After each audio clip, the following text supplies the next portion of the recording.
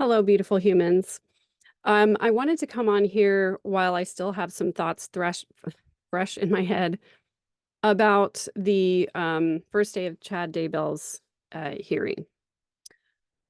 Um, so we had opening statements today from both the prosecution and the defense, and then we had some testimony from Detective Ray Hermosillo.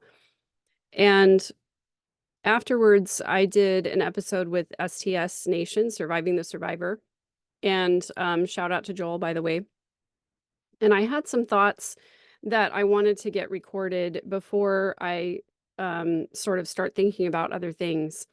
It came up during the episode about Chad's ability to gather followers. And admittedly, he only had 6 followers. That's not a lot. But I think there were other people who believed in his ideas that weren't necessarily in his inner circle. He was a speaker at a lot of these faith conferences that were put on by the Preparing a People and by Avow. He had a lot of followers online that listened and paid actually to listen to his podcasts and to read his thoughts and opinions on the end times and near-death experiences. And I want to explain that a little bit for people, especially for people who are not LDS or members of the Mormon Church, to understand why he was able to gain such a following and why Lori was so attracted to him. There's always this question that comes up that he's sort of a dull personality. He's not very attractive. Why would somebody like Lori, who was attractive, and who arguably was married to a very successful man at the time? Charles was a successful businessman. And so why was it that she felt like moving to Chad Daybell was trading up? And so first I want to talk a little bit about the concept of personal revelation. This is a concept that's very, very important in the LDS faith. It is the concept that the entire religion was founded on. Joseph Smith, the story that is told by the LDS Church is that Joseph Smith, who is the founder of the church, as a 14-year-old boy, wanted to know which church he should join. And in the area of upstate New York where he lived, there was a lot of sort of religious revivalism going on, and there were many different denominations who were preaching that they had the best church. And he wanted to know which church he should join. And so he went into the woods to pray one day and ask God which church he should join. And he claimed at that time that he had a vision from God, that God and Jesus Christ appeared to him and told him that none of the churches were correct and that they were all corrupt, basically. And they basically told him that, you know, he would get further instructions down the line, and he ended up forming his own religion, which he claimed to be the only true church on the face of the earth. So the entire religion is founded on the concept of personal revelation. In other words, members of the LDS faith believe that they can speak directly to God and get answers from him that will guide and direct the choices in their lives. The president of the LDS Church is a prophet, and he claims to speak directly to God for the worldwide church and for the entire church population. In fact, the president of the church has 2 counselors. The 3 of them make up the presidency of the church, and then there are 12 apostles in addition. And those 15 men are all considered to be prophets, seers, and revelators, meaning that they have authority to speak to God, to get direction for the church, and to prophesy about what those instructions from God are. And so it's a very important concept in Mormonism and the LDS faith. We're taught to seek our own personal revelation from God. We are told that if we have especially an important decision in our lives, that we're supposed to pray and get an answer from God. And we're told that if we have a feeling of a burning feeling in our chest, that is God telling us that what we're asking for is right. That's God saying yes to you. It's if you have a thought accompanied by that burning feeling, you're instructed that that thought is what God wants for you, and that's what he wants you to do. So we're instructed to pray to God and get a personal answer about even minor decisions in our lives, but especially for major ones, like where we should go to school or who we should marry, or whether we should move, or, you know, all of those kinds of things. We're expected to get personal revelation about those things.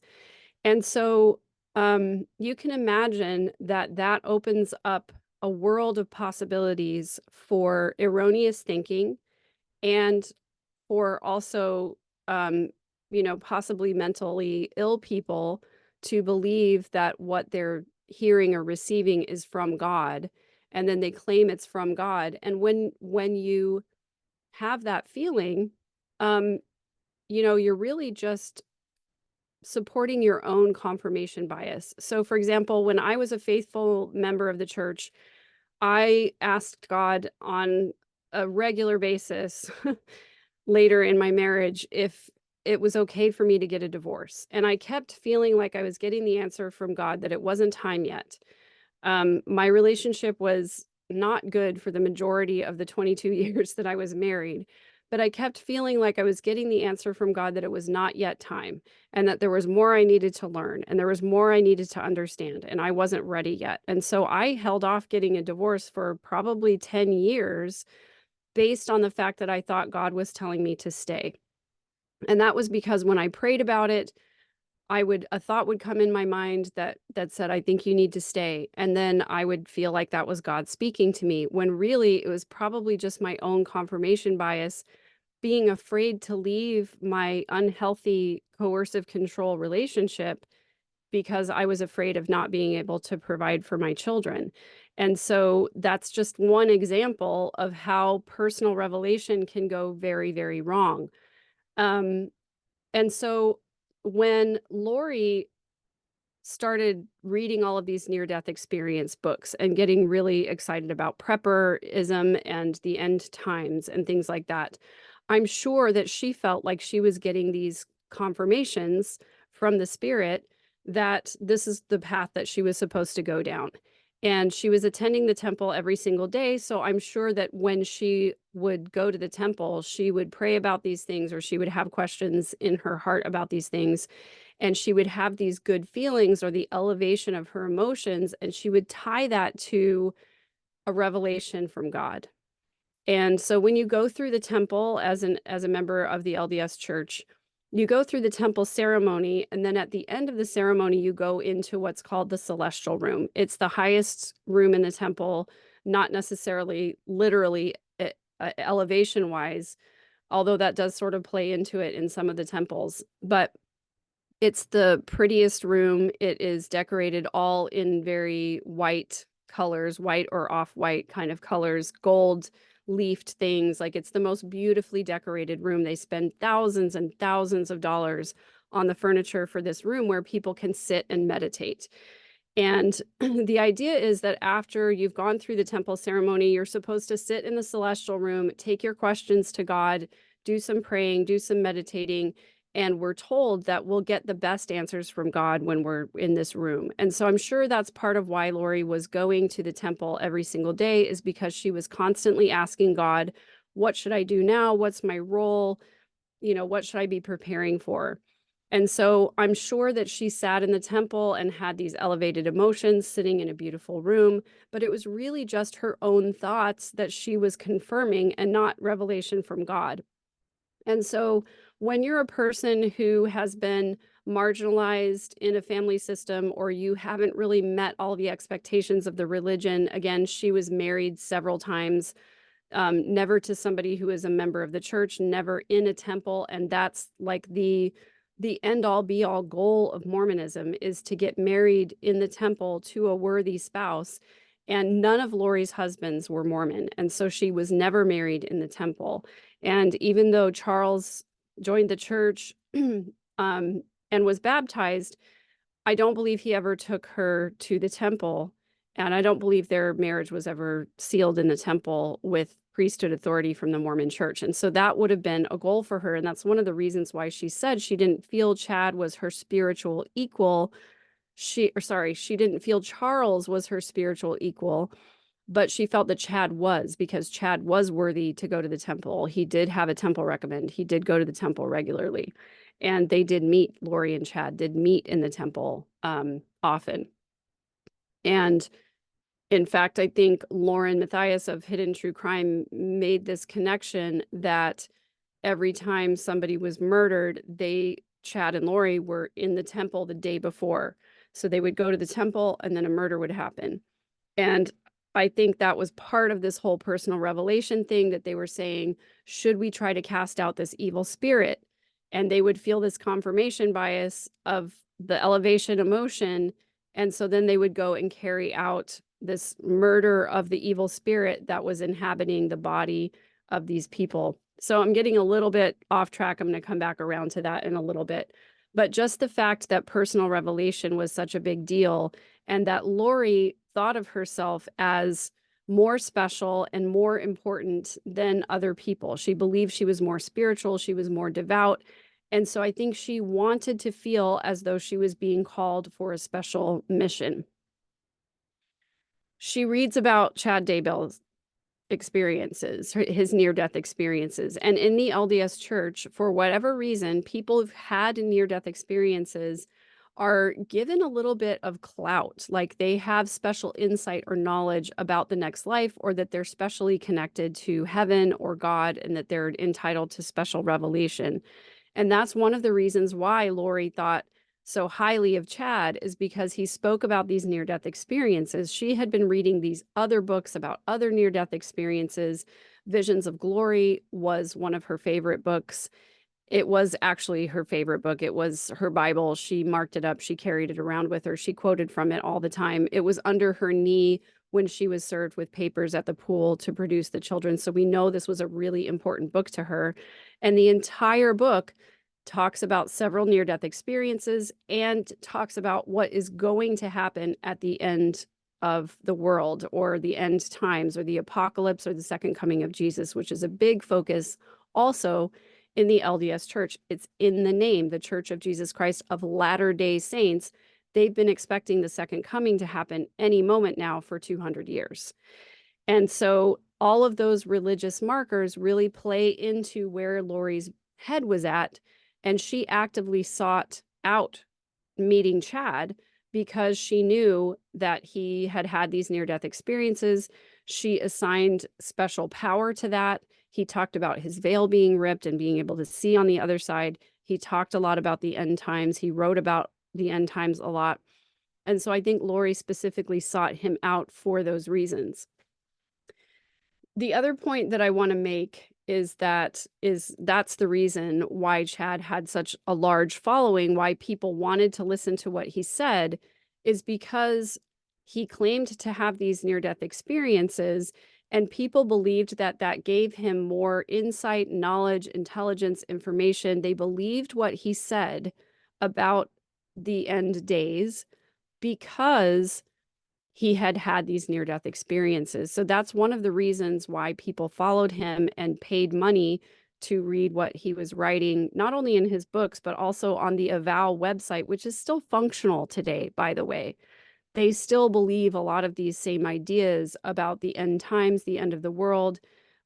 Christopher Parrott is making a very good living off of selling end of days gear to his followers on that site, and by perpetuating this fear mongering of the end times coming any moment now. And he put Chad Daybell and Julie Rose posts behind a paywall, so people had to pay extra in order to read their posts and see their thoughts and insights on the end times. And so from Chad's perspective, right, he was not a higher up in the Mormon Church. The highest calling that he ever had was that of a ward clerk, which is the person who counts the membership and counts the tithing and sort of keeps the records and stuff like that of the leaders of the church. And so he was never made a bishop, which is the leader of a congregation, and he felt slighted by that, according to Heather Daybell, who was his sister-in-law. And because the church didn't make him important, he decided to make himself important. He wanted, as the the attorney said today in court, he wanted a life of significance. And so he made that for himself. He started to write these books and never claimed any of them were near-death experiences until he published Julie Rowe's books and saw how successful those books were. And then he decided to start talking about his own experiences as if they were real near-death experiences. So he made himself important in this community, in this little niche fringe sort of community of the LDS Church. He gave himself power. And Lori was attracted to power, and she was attracted to spiritual power, what she perceived to be spiritual power. And so over the weekend, I was listening again to the recording of the speech that Chad made the day that he met Lori Vallow Daybell. It's on the Hidden True Crime channel. Shout out to my friend Lauren Matthias and Dr. John Matthias, who run that channel. They're the only ones who have that recording of that speech out there on the internet. So you'll have to go to their channel to listen to it. But I'm listening to Chad's speech, and he's talking about the end times, and he's telling the audience that some of you sitting in this audience are going to be instrumental in gathering the 144,000 and bringing to pass the arrival of the Savior, preparing these people. Again, the name of the conference is Preparing a People, right? Preparing these people for the second coming of the Savior. And I can imagine that Lori sitting in that audience of people listening to Chad, she's already enamored of him because he's had these near-death experiences. She already thinks that he has special spiritual powers. And she also has this confirmation bias of believing that she's more righteous and more special than other people. So when Chad starts talking vaguely about some of you people are going to be instrumental, I absolutely think that Lori was sitting there thinking, it's me. I'm the one. I'm going to be instrumental. I'm going to help gather these people. I'm going to bring this all to pass. And her emotions are elevated because she's feeling loved and accepted in this group of people. And so she takes that as a sign from God, confirming to her that her thought that she's going to be instrumental in the second coming of Jesus Christ gets confirmed by her own emotions because she believes that's God telling her, yes, you're right. That thought is true. And so she finishes that meeting believing that she's going to be one of the people who gathers the 144,000. And I would love to have a recording of the conversation between Lori and Chad at the end of that meeting, because I'm certain it went something like this. Lori comes up. She says, wow, I really loved your talk today. It really, really resonated with me. I felt the Spirit so strongly while you were speaking. I felt so strongly that I'm going to be a big part of this gathering. I feel committed to this cause. I know that I'm going to be one of the people who helps gather in these 144,000. And Chad probably says to her something like, you know what? I could tell by looking at you out in the audience, your countenance was just glowing. I could tell that you were being affected by the Spirit. I could tell that the Spirit was touching you. And I really feel strongly that you are going to be instrumental. In fact, I believe that the Spirit is telling me that you are a goddess and that you are going to be the one person who is in charge of this gathering. And I believe that you're just going to be instrumental.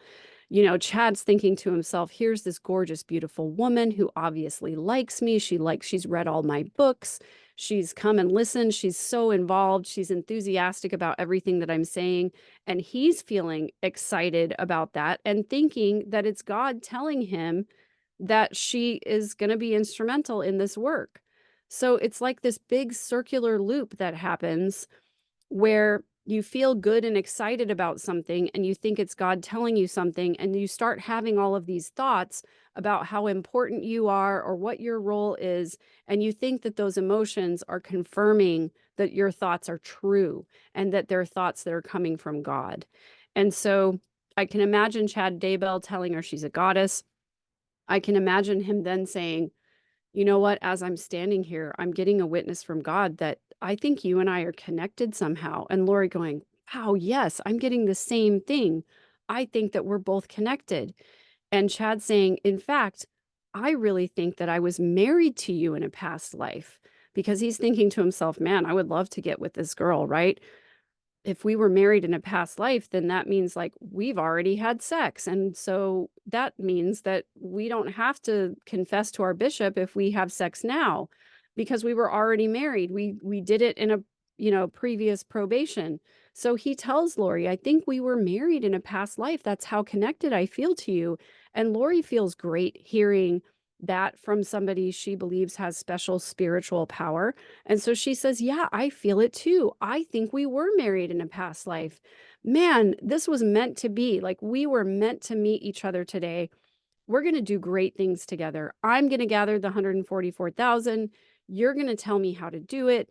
I really think that's how that conversation went, that they just both felt um, their own confirmation bias, and they both felt these elevated emotions happening and thought that it was confirmation from God. So I really think that it was this crazy kismet that they came together on that day. Chad said all the right things. Lori said all the right things.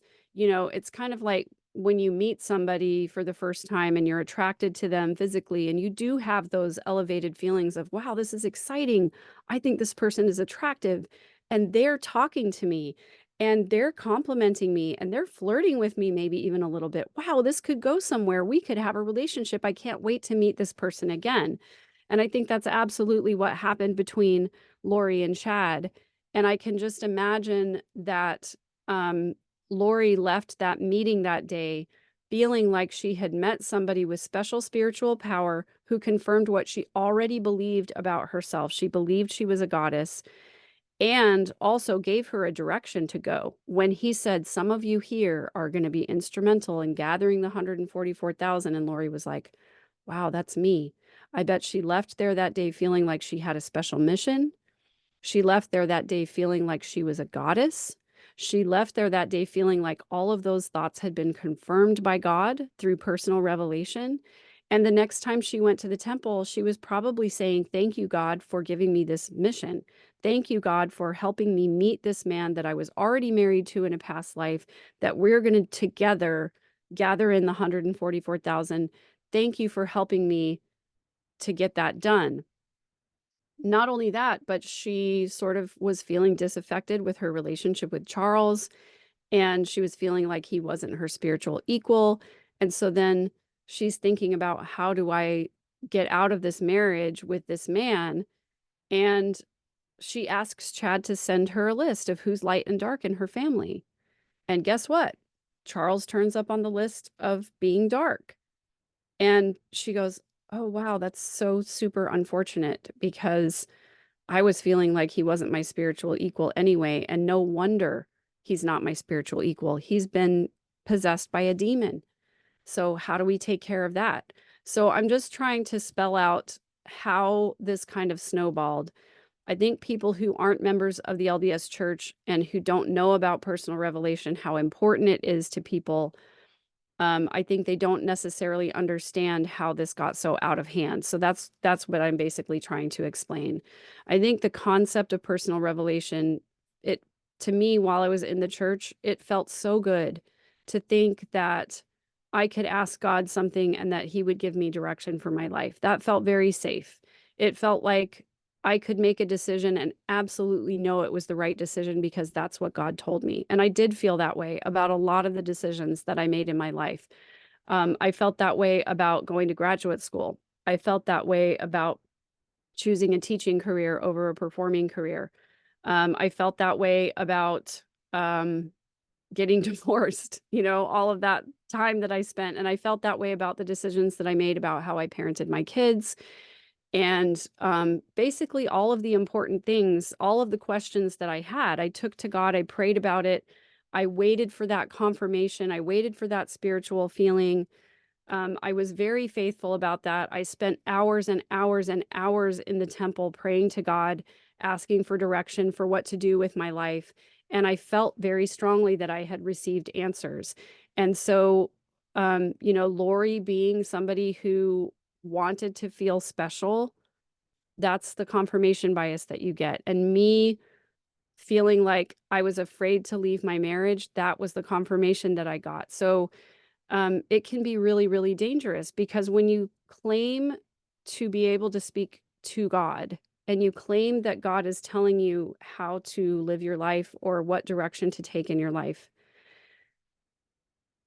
it's so dangerous, because any thought that comes into your mind that you feel good about, that's what you're going to do, and you're going to claim God told you to do that.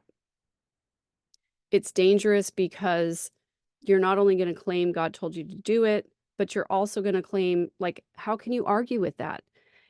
I remember talking to my mom after I decided to go to graduate school. And at the time, I had 4 young children at home. My oldest daughter was, I think, in 2nd grade or something like that. Maybe she was in 4th grade. I'll have to go back and look at the years. But I remember dropping her off at school in the morning and saying, "See you tomorrow," because I would drop her off at school and then I would go to graduate school, which was an hour away.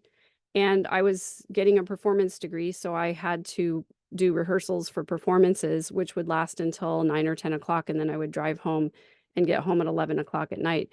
And I didn't realize that was going to be my schedule at the time that I signed up for graduate school. But I remember my mom saying to me, "How are you going to do this? How are you going to do graduate school with all of these kids at home and still be a mom?"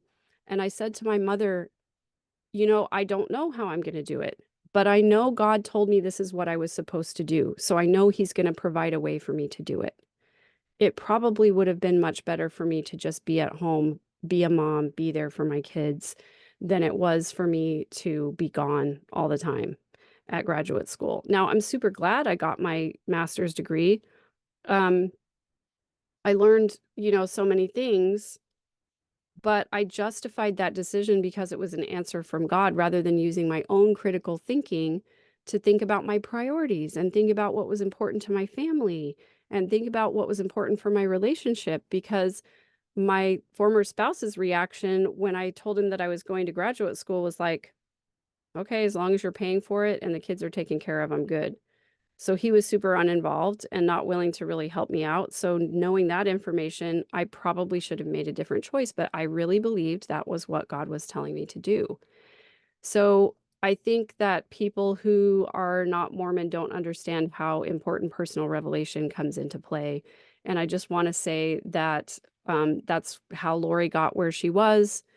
Um, Chad wanting to make himself more important, he wasn't getting recognition from the church. He wasn't being promoted to leadership positions within the church. And so he manufactured his own church and his own leadership position, because that's what he wanted. That's what he believed God wanted for him, because he had good feelings about that. And he believed those good feelings came from God. And I'm sure that the same thing happened with his theology. He developed this light and dark scale. I'm sure it was what he wanted to develop. It came to his mind. He felt a good feeling about it. So he believed that was God telling him that the light and dark scale was correct. So if you have questions, please drop them in the comments. I would love to answer them for you. I'll do those on another episode or another surprise live. Anytime that you guys have questions, I would love to answer them for you. You can go to my website at third-verse.com/community. You can join my Ask Megan subscription. It's only $15 a month, $14.95 a month. And you can ask any question that you want. And once a month, I do a live and I will answer all of those questions for you. So yeah, thanks for tuning in. Please like the channel, share it with your friends, share the video with your friends. The best way that you can support me is by joining the Third Verse community over at my website, third-verse.com. I hope you guys have a great night.